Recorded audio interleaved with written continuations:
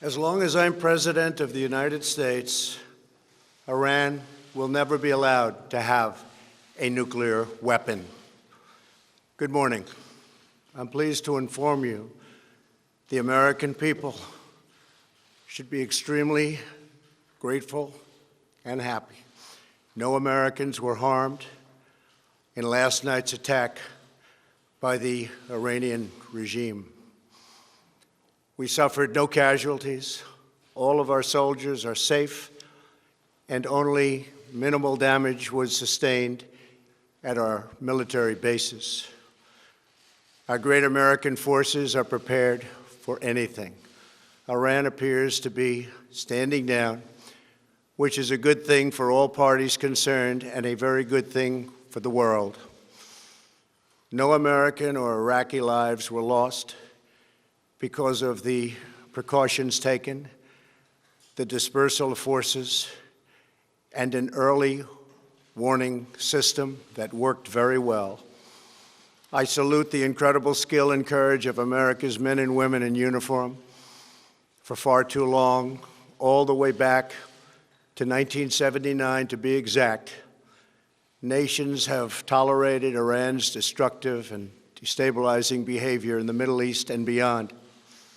Those days are over. Iran has been the leading sponsor of terrorism, and their pursuit of nuclear weapons threatens the civilized world.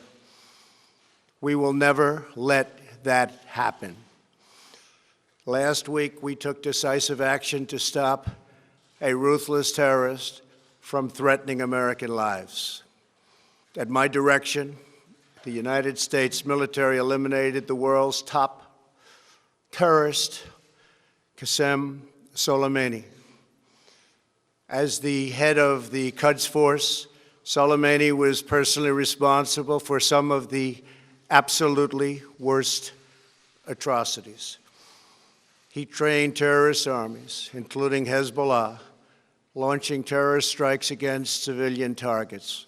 He fueled bloody civil wars all across the region. He viciously wounded and murdered thousands of U.S. troops, including the planting of roadside bombs that maim and dismember their victims. Soleimani directed the recent attacks on U.S. personnel in Iraq that badly wounded 4 service members and killed 1 American, and he orchestrated the violent assault on the U.S. Embassy in Baghdad. In recent days, he was planning new attacks on American targets, but we stopped him. Soleimani's hands were drenched in both American and Iranian blood. He should have been terminated long ago. By removing Soleimani, we have sent a powerful message to terrorists. If you value your own life, you will not threaten the lives of our people. As we continue to evaluate options in response to Iranian aggression, the United States will immediately impose additional punishing economic sanctions on the Iranian regime. These powerful sanctions will remain until Iran changes its behavior. In recent months alone, Iran has seized ships in international waters, fired an unprovoked strike on Saudi Arabia, and shot down 2 U.S. drones. Iran's hostilities substantially increased after the foolish Iran nuclear deal was signed in 2013, and they were given $150 billion, not to mention $1.8 billion in cash. Instead of saying thank you to the United States, they chanted death to America. In fact, they chanted death to America the day the agreement was signed. Then Iran went on a terror spree, funded by the money from the deal, and created hell in Yemen, Syria, Lebanon, Afghanistan, and Iraq. The missiles fired last night at us and our allies were paid for with the funds made available by the last administration. The regime also greatly tightened the reins on their own country, even recently killing 1,500 people at the many protests that are taking place all throughout Iran. The very defective JCPOA expires shortly anyway and gives Iran a clear and quick path to nuclear breakout. Iran must abandon its nuclear ambitions and end its support for terrorism. The time has come for the United Kingdom, Germany, France, Russia, and China to recognize this reality. They must now break away from the remnants of the Iran deal, or JCPOA. And we must all work together toward making a deal with Iran that makes the world a safer and more peaceful place. We must also make a deal that allows Iran to thrive and prosper and take advantage of its enormous untapped potential.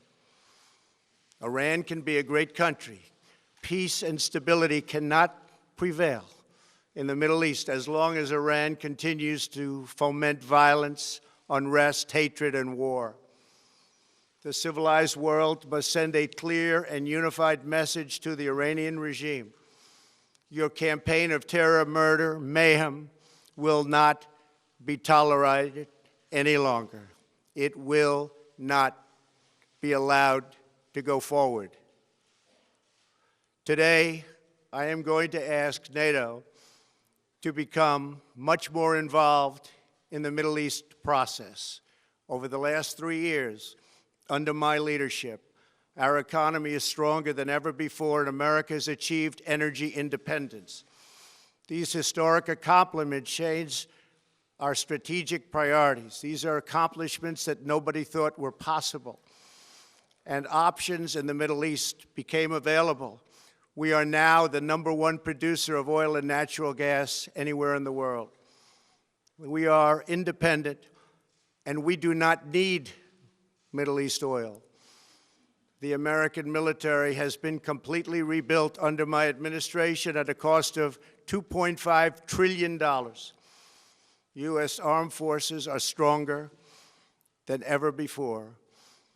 Our missiles are big, powerful, accurate, lethal, and fast. Under construction are many hypersonic missiles. The fact that we have this great military and equipment, however, does not mean we have to use it. We do not want to use it. American strength, both military and economic, is the best deterrent. 3 months ago, after destroying 100% of ISIS and its territorial caliphate, we killed the savage leader of ISIS, al-Baghdadi, who was responsible for so much death, including the mass beheadings of Christians, Muslims, and all who stood in his way. He was a monster. Al-Baghdadi was trying again to rebuild the ISIS caliphate and failed. Tens of thousands of ISIS fighters have been killed or captured during my administration. ISIS is a natural enemy of Iran. The destruction of ISIS is good for Iran, and we should work together on this and other shared priorities.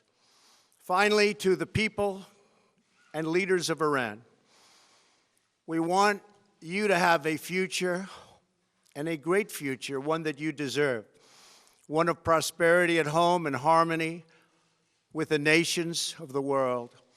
The United States is ready to embrace peace with all who seek it. I want to thank you, and God bless America. Thank you very much. Thank you. Thank you. Mr. President, have it all be well.